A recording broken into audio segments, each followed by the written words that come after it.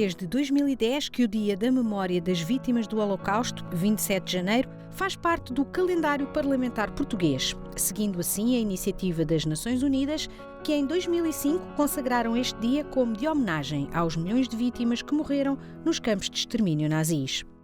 Em 2019, Portugal tornou-se também o 34º Estado membro da Aliança Internacional para a Memória do Holocausto.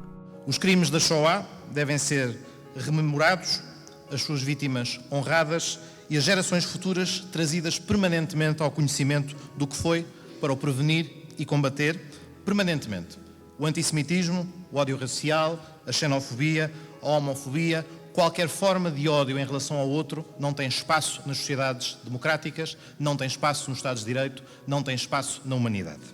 O Holocausto nazi tem sido apontado como o exemplo máximo de desumanidade e barbárie civilizacional. Foi um programa estabelecido e executado de forma planeada, por etapas, sustentado numa cultura de ódio e de preconceito, promovido e alimentado por uma forte e eficaz campanha de propaganda e desinformação que soube explorar a crise financeira e social do pós-Primeira Guerra Mundial.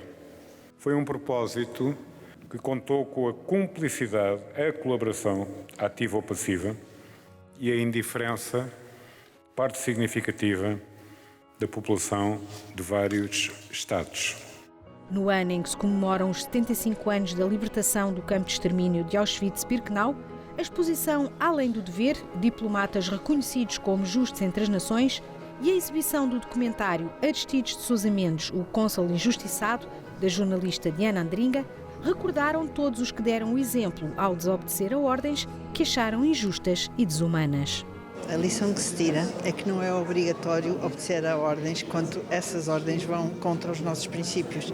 E eu acho que é isso que a exposição mostra.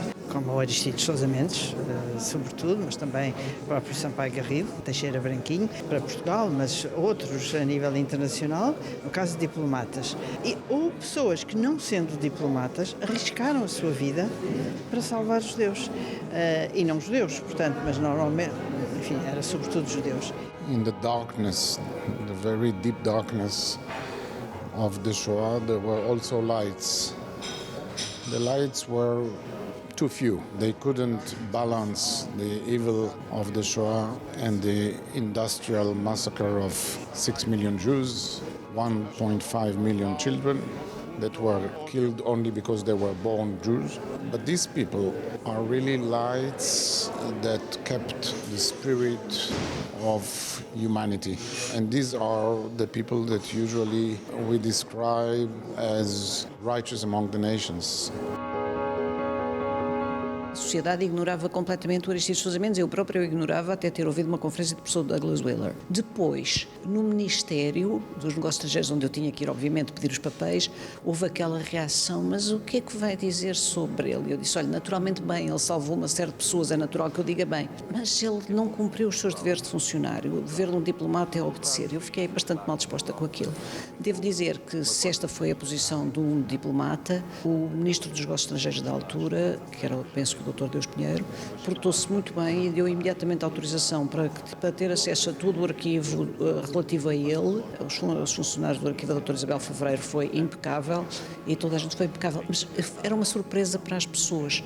Penso que a maioria das pessoas não sabia. Depois, quando eram confrontadas com a história, eu acho que as pessoas se comoveram. Quando passou o documentário, as pessoas comoveram-se com a história. We believe that this year, 2020, which is the 80th anniversary of the operation of Aristides de Sousa Mendes, it is important to have here at the Parliament an exhibition that shed lights on his operation and operation of other diplomats during the war. These diplomats that risked their career, their salaries, their welfare, sometimes their lives and their family lives, in order to follow their moral compass, like Aristides, who preferred to follow his moral compass and not the instruction of the administration. A maior parte das pessoas estava convencida que, de facto, Portugal era um país que tinha acolhido muito bem os judeus e que essa responsabilidade é do Dr. António de Oliveira Salazar. Mesmo para algumas destas pessoas que foram salvas por ele e que tinham depois no passaporte o carimbo com o nome dele, eles pensavam que era a política portuguesa, não pensaram que era um ato individual.